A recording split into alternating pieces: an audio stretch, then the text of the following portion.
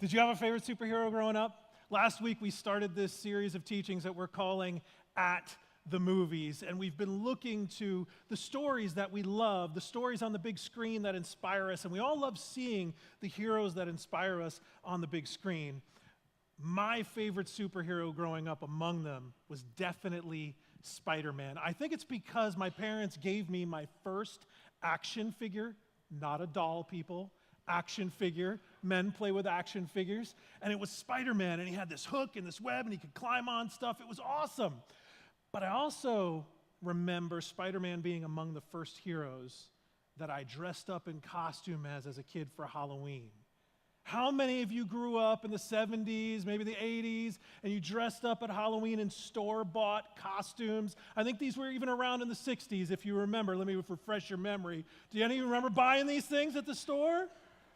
These costumes were terrible. Let me tell you, look at this. I want you to notice the feature on this costume. Circle that for me. It came with a ventilated mask. This is a feature, people. Let me tell you, it wasn't a feature. This mask was not ventilated. It was a slit cut in the mouth that most of us kids that were stupid cut our tongues on trying to be silly.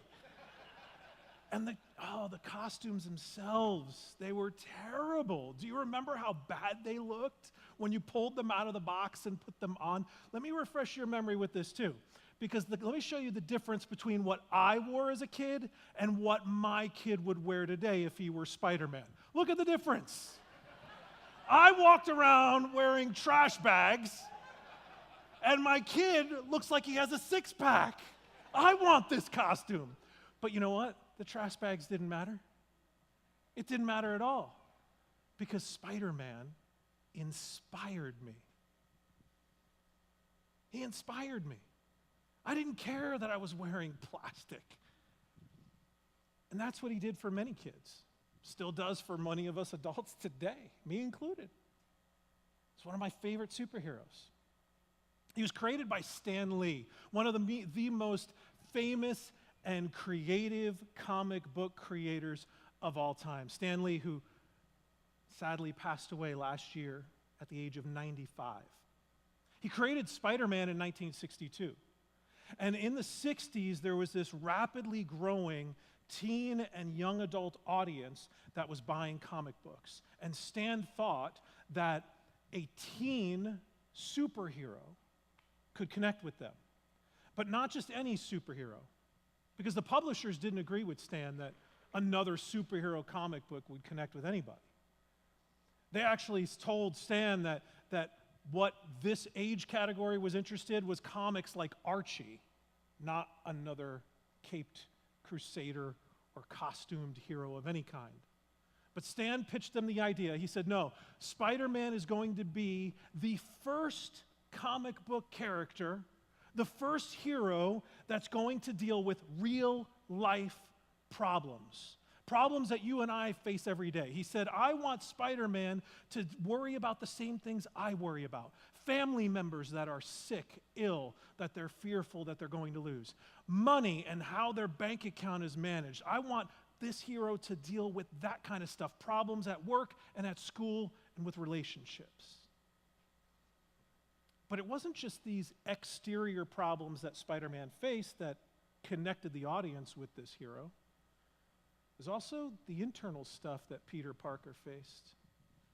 The stuff that was going on inside in his mind and heart. Spider-Man, Peter Parker, doubted himself.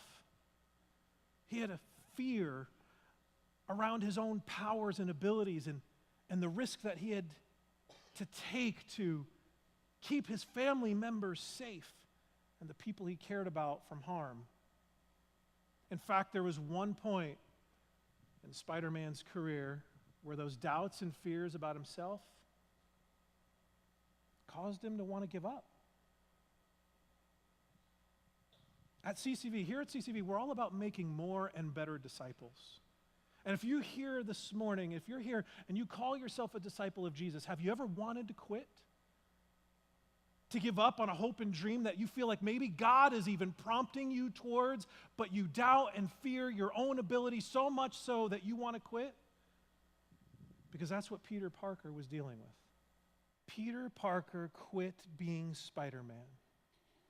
because his doubts and fears about himself got the best of him. And you could say that too. I think we all could. At different points in our life, maybe for you that point is right now, and you're ready to say, I give up. I can't do it because I doubt myself, or I doubt my ability, or I fear the consequence of failure. You could lock yourself away because the risk may be too great. There's a statistician and an author and philosopher. His name is Larry Loudon.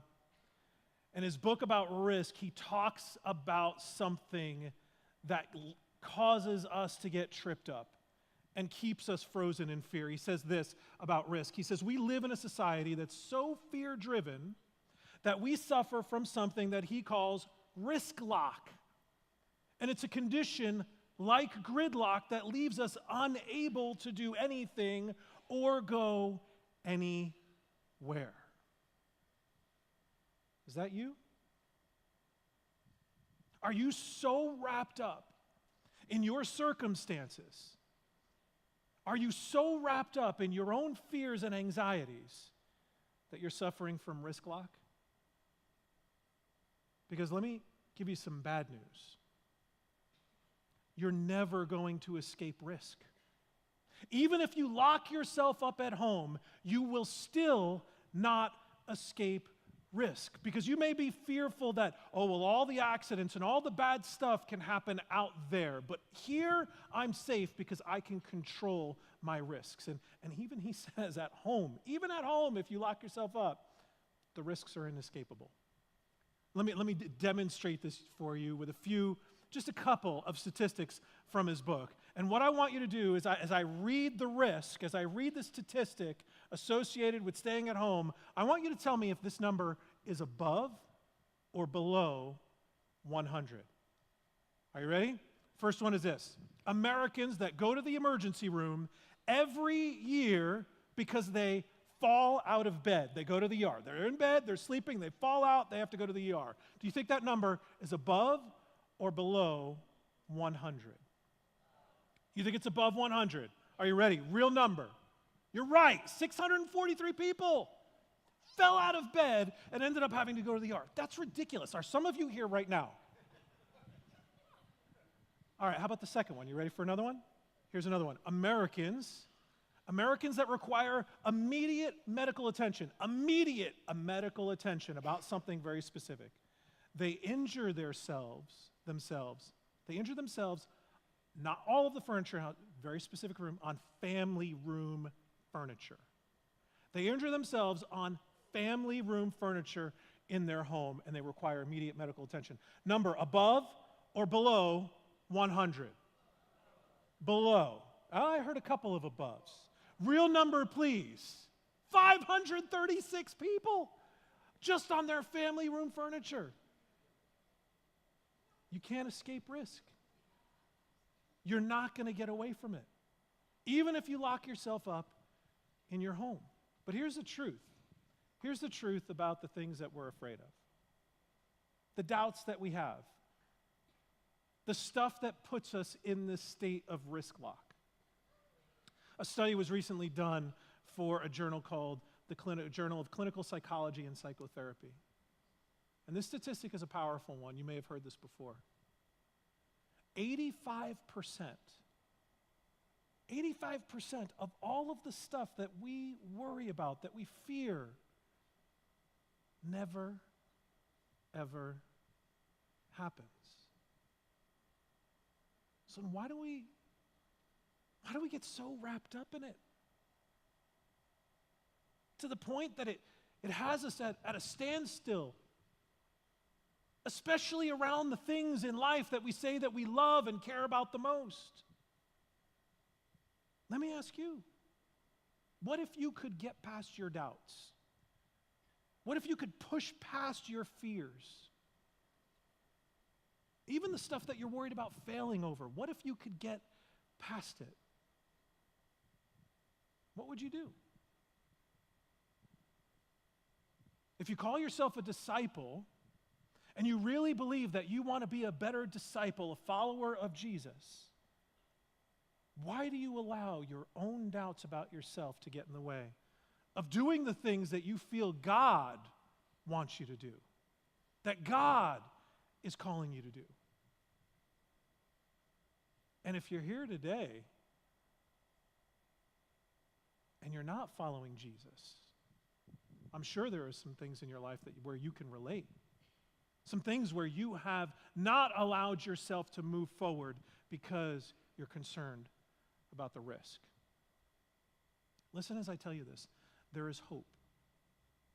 You don't have to stay at the state that you find yourself in today if it's consumed with fear and doubt. You can get past it. And the whole reason we're here is because Jesus shows us that hope.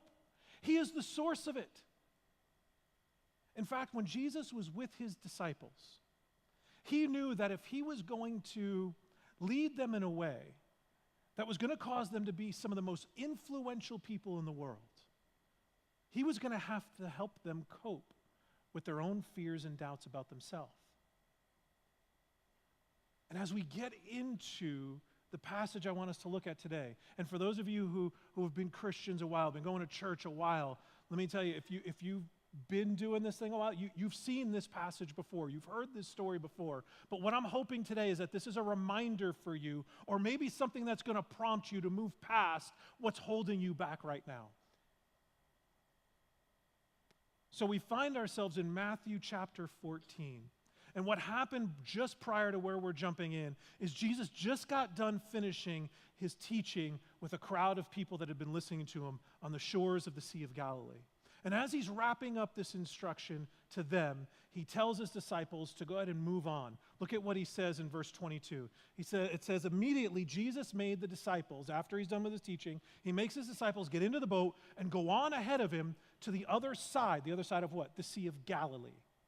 On the other side of this lake. And he dismisses the crowd. So he tells his disciples, you guys move on without me. Go ahead and get in the boat. I'll meet you on the other side later. Verse 23, after he had dismissed them, he goes up on the mountainside by himself to pray. And Jesus often did this. He would go off by himself to these moments of solitude to pray and recharge. Later that night, it says in verse 24, he's there alone praying, and the boat is already a considerable distance from the land, being buffeted by the waves because the wind was against it. So the wind is kicking up. A storm is moving in. And the conditions are getting quite intense at this point. The boat is being tossed around on the water like a ping pong ball. And as Jesus sees them out in the lake, out in the Sea of Galilee, Matthew points out something interesting. He says, they're a considerable distance from the land. Why do you think he points out this minor fact?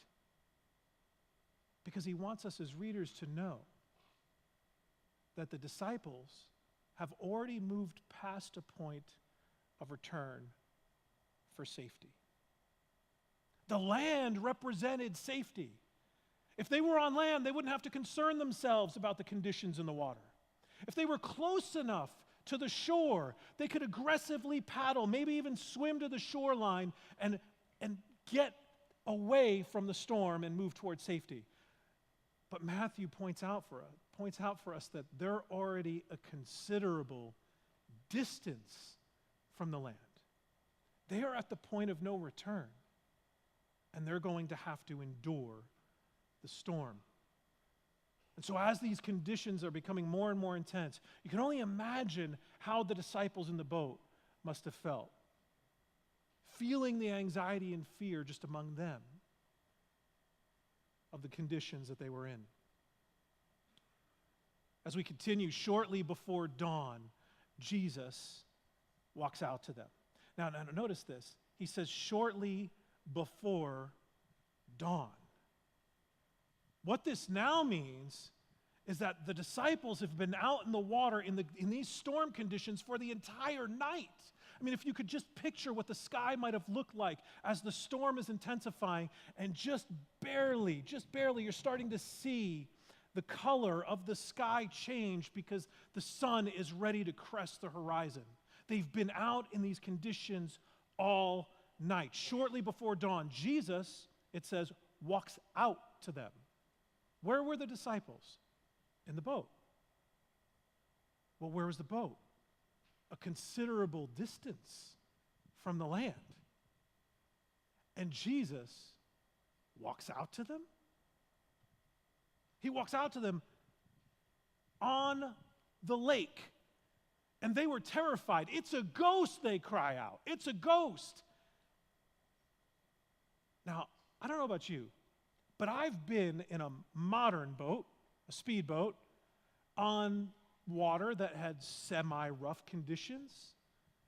And in those conditions, I remember us hitting the waves as we're moving forward over the water, and I'm holding on, and the next morning, I wake up sore because of the mildly rough conditions that we endured in the boat I was in. These guys have been in an ancient boat on the middle of the Sea of Galilee in storm conditions way more intense than what I endured. So I can only imagine if you and I were out on the boat with them that night, and we had endured that kind of circumstance. Hours later, seeing something walk out on the water, I would have to believe that you and I would say to each other, we're either hallucinating or that's a ghost. And Jesus in this moment senses their fear. And he cries out to them. Look at what Jesus says. He immediately says to them, "Take courage, it is I, don't be afraid." Don't be afraid. Don't be afraid. That's one of those pieces of advice that you get where you're like, yeah, man, you don't want me to be afraid? That's one thing for you to say it. Totally different for me to just dismiss my fear. Sure, no problem. Don't be afraid. But here's the thing about fear. Because it's often that we find ourselves in situations where we feel God wanting us to do something or prompting us to do something that we don't really want to do because we're afraid of the risk. Or we doubt ourselves. John Ortberg, who's a Christian author, he wrote on this, and I just want you to listen as I read this section from one of his books. He says this: "There's always fear. God has an inextinguishable habit of asking people to do things that they find scary. It may be a fear of inadequacy, like we just talked about. Sometimes we fear our own capabilities. We have doubts about ourselves. Or it may be a fear of failure. It may even be a fear of God. But one way or another, there will be fear," he says. And there's a pattern to these stories. In each case, God had to get people's attention. Sometimes it was through a burning bush. Other times it was through wind and fire. Still others, it was walking on the water, like in this one. In each situation, the person that God called felt afraid. But every time that people said yes, they experienced the power of God in their lives. Friends, don't you want to experience that? The power of God in your life? Peter was ready to take this step and experience God's power in his life.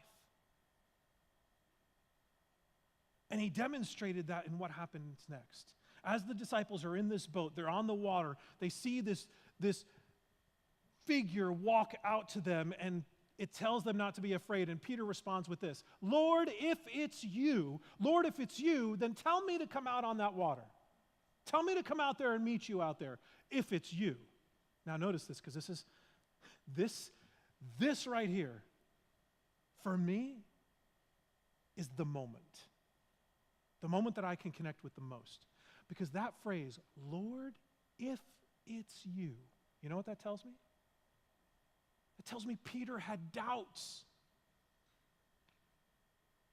That one of the top three disciples, Peter, James, and John, the disciples that were closest to Jesus, one of the most influential disciples in Jesus' entire entourage, had doubts. And not only did he feel those doubts inside, he had enough going on in him, enough growth, enough desire to move forward, that he was willing to express those doubts to what he thought might be his master out on the water.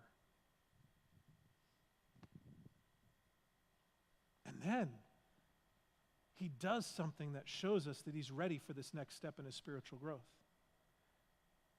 He does something that we should model, and that's demonstrated in the second part of that phrase. He said, Lord, if it's you, then tell me to come out to you on the water. Tell me to walk out there and meet you. You know what that tells me? Peter had faith. Faith enough that he was willing to leave the boat and all of his buddies and move further into the storm because he believed that it could be Jesus out there waiting for him. The one thing, if you only get one thing from today's message, one reminder about this passage, it's this. I want you to remember this. Leverage your faith to face your fears. That's what we see Peter doing in this moment. He had doubts about it even being Jesus out on the water. He may have even had doubts about himself and his own capability to take that step forward. But Peter was willing to leverage his faith in who he hoped it would be meeting him out there to face his fear of the storm.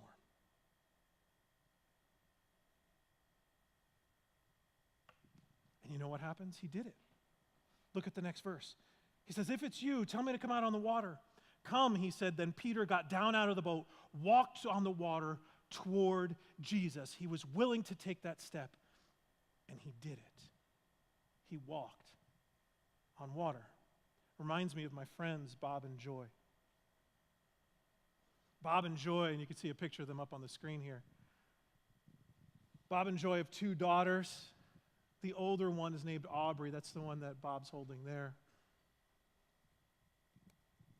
And their daughter Aubrey was diagnosed with this very rare neurological disorder called Rett syndrome. And these kids are born seemingly normal, doing all the things that normal infants and babies and toddlers do as they begin to approach that age where they're going to enter elementary school. And Aubrey's there right now. She's 5. But what Rett syndrome is this disconnect between the brain and the body. And as these kids begin to mature, all of a sudden they start losing their skills. And this is exactly what started happening to Aubrey. All of a sudden, Aubrey can no longer talk. She was once able to talk. She can no longer talk. And then she can no longer walk. It's the point now where Aubrey can't even utilize her hands to grab things and pick them up. And I can't imagine the fear that this couple must be experiencing and the doubts that they have about their daughter's life. And I recently spoke to Joy about it, and she said this. She said, Frank, I have faith. Faith that there will be a cure for my daughter. Of course, I have doubts. And there's always fear. Fear is attached to my doubts that my daughter will maybe even lose her life and be stuck in the prison of her body. And I know she's in there, but I watch people write her off every single day. Last week, she said, I ran the Disney Princess 10K with a team that are friends of mine to raise money for a cure. And I saw pictures of this online just a week ago. She said, but I don't like to run. I hate running. I only run for her. But Frank, it was especially hard to run this time, she said. And I had to ask her, why? Why? I've seen pictures of you running this race year after year over the last few years. What made this time more difficult than the others? And she said, it was difficult to run not only because I didn't want to run, but because one of my close friends also has a daughter with Rett syndrome. And her daughter died at the age of 16, just days before the run. I said, well, why'd you do it? What made you have enough hope to run anyway? And she said this, listen to her answer. Love. Love for my daughter helps me face my doubts and my fears, even to run a race that I don't want to run. And it's the pure love that God has for us that inspires me. God didn't quit on me, and so I'm not going to quit on my daughter.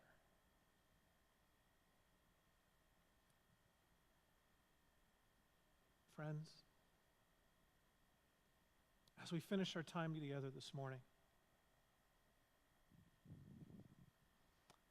I hope you leave today knowing that that's the kind of love that Jesus has for you. He's not going to quit on you. He didn't quit on Peter. And you may be here today having doubts like Peter may have had, or that Spider-Man may have had, or someone else in your family may have had, because maybe there's a legacy of doubt in the family that you live in today. But let me tell you this. Peter was in a moment of doubt and failure when this happened to him. Look at what the scriptures say in verse 30. But when he saw the wind, this is Peter, when he sees the wind, he's afraid, and he begins to sink into the water, but he cries out in that moment, Lord, save me. And what happens? How did Jesus respond? Immediately, without hesitation, Jesus reaches out his hand and he catches him. Friends, in the middle of your doubt, in the middle of your fears, even in the middle of your failures, Jesus wants you to know. In whatever storm you happen to be in, he's waiting for you. And he's there for you. Let's pray. God, I'm so grateful this morning for this reminder. God, I ask, as we're all here today, with whatever fears and doubts we may be facing this week, God, I ask you to give us the courage to have faith, so that when we're in those moments where we might feel risk lock and unable to move, that we know and trust that you are out there in the middle of our storm, waiting to catch us if we fail. May that be our hope this week. In Jesus' name, amen.